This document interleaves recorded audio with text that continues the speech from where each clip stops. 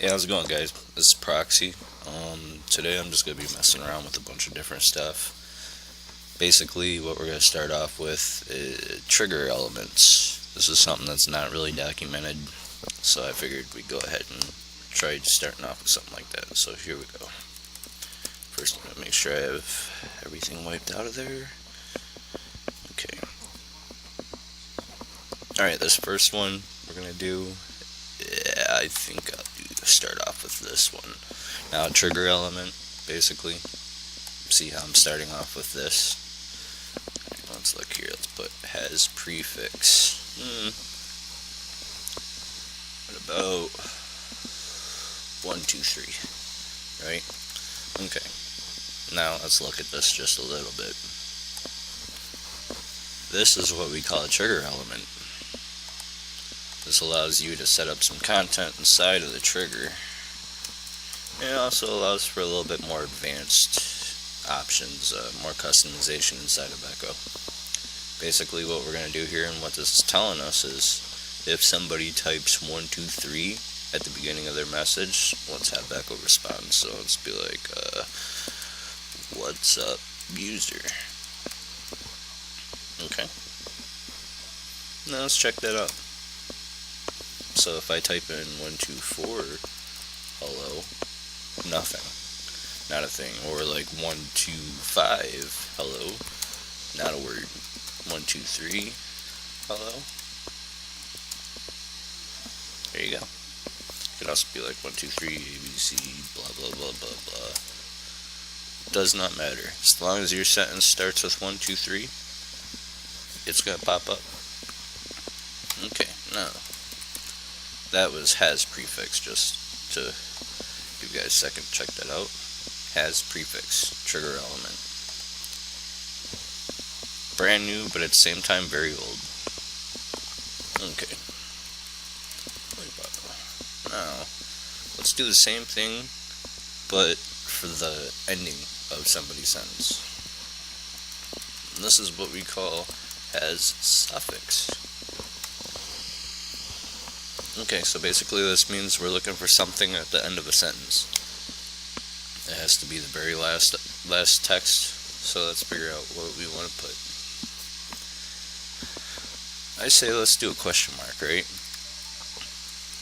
That sounds kind of neat. So anytime somebody's asking a question, Echo can be like, what do you want? What you want? What you want, Willis? There you go. Okay. Let's go ahead and add that in and be like, hello world. Make sure to end it with a question mark. See, now you can just be like, hello world. Nothing would happen. You have to end the sentence in a question mark. Okay. Let's get all this garbage off here. Okay, well, there's a few others here. I don't really use them all that much, but let's try it. Let's see. It's been a while since I've done this one. A lot of people like it though. As mentions. And I believe that needs a question mark because we're not putting in any kind of data in here.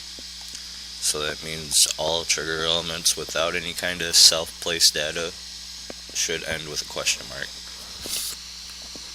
Basically what this is saying is if somebody mentions someone in their message and they have Echo respond, we could do something like del allowed to mention people here, user. Okay. Take a moment, soak that in. As mentions, trigger element. Okay, now if you're like, hey, well, I don't really have too many people in this, so let's do Echo Ruby. Hey, Echo Ruby, what's up, brother? You're not allowed to mention people here, Echo Ruby. See how that just happened? Now, there's a reason for that. Let's wind it up here, let's see what happened. It's actually really simple what happened. bring that back. And if you guys have read the ARS Bible, you'll know exactly what I missed. This key is very important for a lot of different rules. Make sure to definitely read our Bible if you haven't. Now you notice how right here it says echo ruby for the user.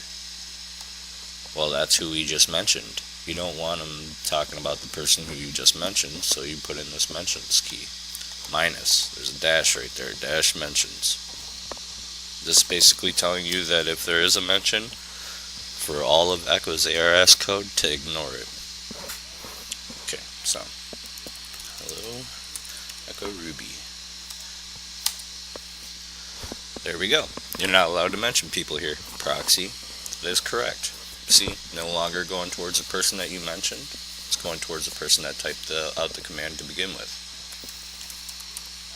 Okay, let's go ahead and wipe. Let's clear the garbage. Yeah, one moment. Okay. Now let's go ahead and try. Some people like this one because they don't like people uploading files to certain channels, which makes sense. So, has uploads. Again, question mark. Has to be a question mark. Without it, well, it won't work. One moment. And it actually has upload. Not has uploads. Make sure to definitely pay attention to that. Alright, now let's say somebody uploads something to this channel. Let's go ahead and let's say that only this channel, right? We don't want Echo posting this in any other channel. Only this channel has to restrict uploads. So we're going to use a conditional break unless channel.id equals, and you just saw me copy the ID, Control V. Okay. Now this rule will only work in this channel. Remember, if you have profiles, don't worry about doing this. If each channel has a profile, then you'd have to add this rule into every channel for it to work anyways. Okay, now let's do another del. We want to remove the message. Don't mind my bad grammar. All those years of programming and not reading in school. Alright, hey user, you can't post uploads here. Ugh, sorry about that, allergies, Florida. Okay, hey user, you can't post uploads here. That looks pretty good. We got the channel ID, breaking this, channel.id. We're only using one channel. You can use multiple channels as I showed you in the last video. Okay, so let's see what happens here. Let me grab, I don't want to do a snippet because it'll end up, let's put an image. Let's do the Ruby language. Upload. And there you have it. Hey proxy, you can't post uploads here. Like, oh my god. Okay, awesome. Now, what we can do is, let's try the, there's a couple more here. There's a few, which would be, alright, has embed.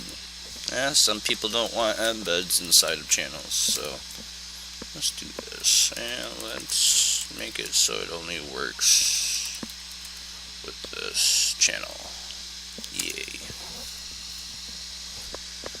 Okay, now somebody just placed an embed or something, which I realize it's going to be a little bit hard to test this out for you guys. I don't know if he would actually react to his own message as an embed. I'll check that out. Okay, well, basically I guess I'm going to do it. First things first, we're not putting text here, right? Doesn't make any sense, so that means it needs to end with a question mark. Alright, well, alright, you can still be like, hey, user,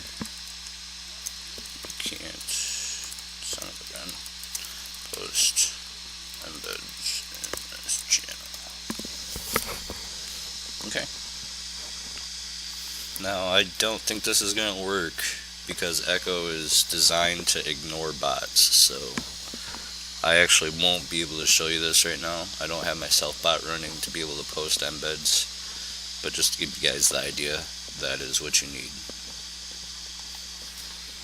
If somebody posts an upload to this channel, Echo will automatically delete it, and then you'll give them the message, hey user, you can't post embeds in this channel. Yay. Alright, let's go to something we can test. I'm gonna actually wipe that. Maybe. There we go.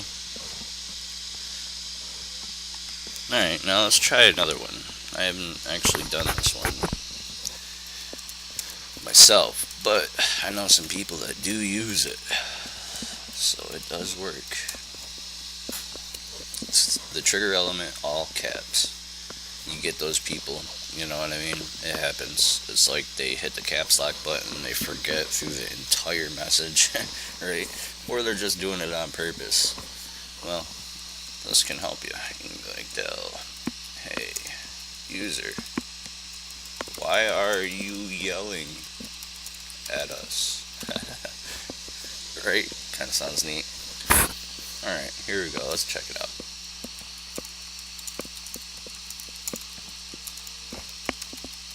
Alright. Yep. Delete. Hey, proxy, why are you yelling at us? Oh, good point. Awesome. Alright. Now that's it for the trigger elements. That's all that we have right now. What can I show you guys? Well, what we could do, in the last video, I gave you guys an example of our snippets. The only problem was it was pretty much the beginners. So what we can do, let me center out this thing here. Damn boxes. Okay. Well, as you know, there's an info, right? You can type anything you want in here, anything at all. And it's basically going to be the information box for the people who's installing the snippet. Also, to give the author credits and stuff like that, you're aware of the config. The config box is awesome, actually, if you think about it, because then you can be like, color equals, let's put down lime green as the HTML color, 00, capital FF, 00. And then you could also be like a basic rule. Let's do something like dot embed.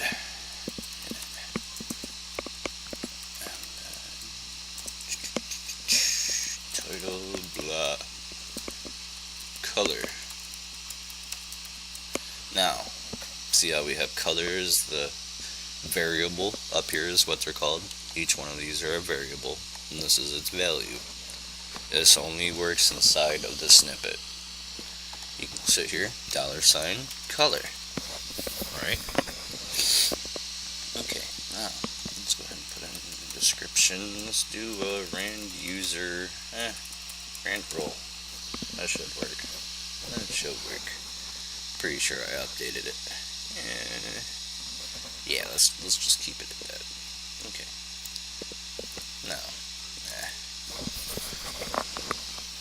this is the basic snippet. Again, we'll go ahead and we'll save it. Put it to my desktop. Basic snippet.ars. Okay. Good. Looks like it's saved right here. Alright, so what we're going to do is we're going to drag it on into Discord. If it lets me. And here. There we go. Basic snippet.ars. What was the command name again? Embed. And the color is going to be a lime green. So let's check that out. Now, if I type embed, get a lime green. The random roll definitely did not work in this situation. Or perhaps I probably just misspelled it. It's Let's try RAN channel. You don't have to delete the rule. All you have to do is just re-upload. Let's see if that worked. Yeah, well, that worked. Okay, now let's change the color. Let's do it to like a, what is that, red? Yeah, it looks like that is going to be a red. Kind of like my name right here, but a little bit brighter. Okay, let's see. Now if I type in embed, there you go. Actually, that's pretty damn spot on to the same red.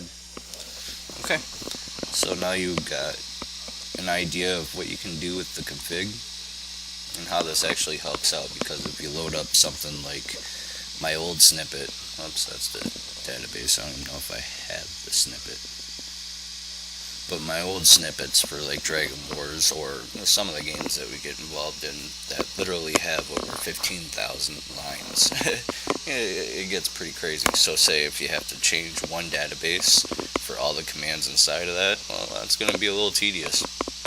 This whole config system kind of helps you out there.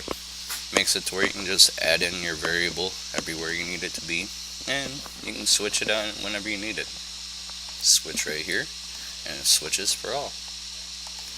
Okay, well, one thing I did not show you guys about last time, let's go ahead, let's clear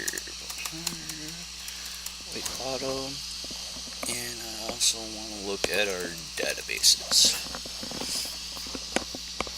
Okay, now we're going to look at the task block. Task block is pretty cool, actually. This is how you can manipulate and or create databases inside of a snippet. Okay, so let's start off with the basic. Right now we're going to do for let's make it some new database. It can't exist already. Let's do proxy. Yeah, there we go. Okay, for proxy. Looks good. Looking good, looking good. Okay. That's the database name that we're going to be creating. Now let's go ahead and create a couple variables. Let's make day equals, what is today, Thursday? And let's do time equals, and we're going to put 10:59 a.m. because I am just recently waking up. It is early as shit. Okay, so what this block right here tells you is it wants to look for a database name proxy. If it doesn't exist, it's going to create it. Inside of that database, it's going to put two variables: day, which will have the content Thursday, and another variable time, which will have the content 10:59 a.m. Now let's go. Let's take that out and let's do a simple test. Okay, and we'll do it in raw ARS. I'm not gonna play around with any JavaScript right now. This should help you guys. Let's do today is read the proxy database, and we're looking for the day variable.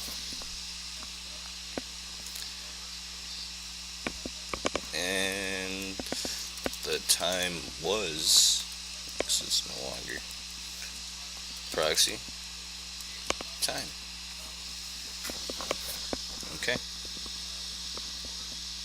let's see how this goes. Now we'll go ahead and save it. Make sure everything's correct. Good. Now let's take that snippet. Let's drag it on over. As it told you, database proxy has been created. Installed the variable day, installed the variable time. Now it'll let you know basically everything that's going on, therefore you can just see it as you upload it. Let's go ahead and hit test. Let's see if that worked. Today is Thursday, the time was 10:59 a.m. Very good. Very good. Okay, now let's clear that. Let's wipe auto. You can actually get a little bit more advanced. Okay, now as you see, this database exists now. Wipe slash db proxy slash view slash db proxy, just to make sure it is completely wiped. Everything's gone. Okay. Now, right up here at the 4, let's say that you only want these variables added to a database if it exists on their server. Okay, so that means if proxy does not exist, the database on their server, then it will not add these two. See how I just added this right here? This is asking for the database proxy as long as it exists. Okay, so let's check it out here. What we're gonna do, we really don't need a command for this one, but yeah, I'll take it out. Let's just save that. So as long as the database exists, oh no, actually, yeah, let's keep that command in there. Okay. View DB's proxy does exist. It's right there. Let's go ahead and drag that on over. Installed day, installed time. Notice how the database was not created because the database already exists. Now if you hit test, today's Thursday, the time was 10:59 a.m. Yay. Okay, clear. 100. Wipe auto. Now, let's say only do this if the database does not exist. Kind of important, right? Because say you have like a simple database name like data or time or something, and you don't want to add all your stuff onto that database, or quite possibly overwrite it, right? So what we're going to do is we're going to put in the defunct.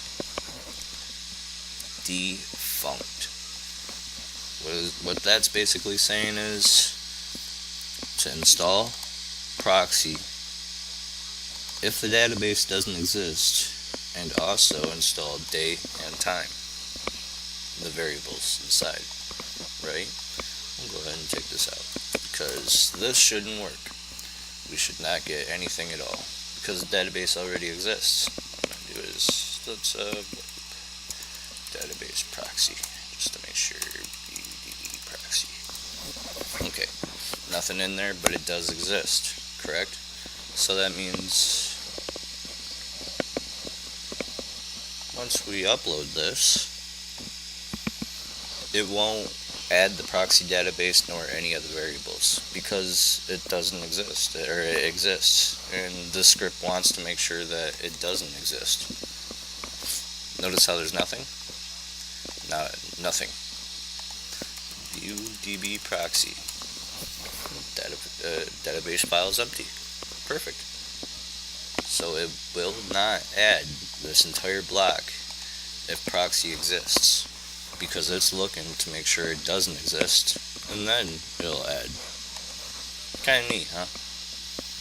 Alright, well that's pretty much it for the advanced snippets, and I figured, I'd throw in some trigger elements on that shit too, so I'll probably end up making a few more videos here. This is already coming up to 25 minutes, so we're probably going to go ahead and halt it here, but hope you guys learned something. Hope you guys enjoyed the trip along the way, and have fun, you guys. Alright, peace.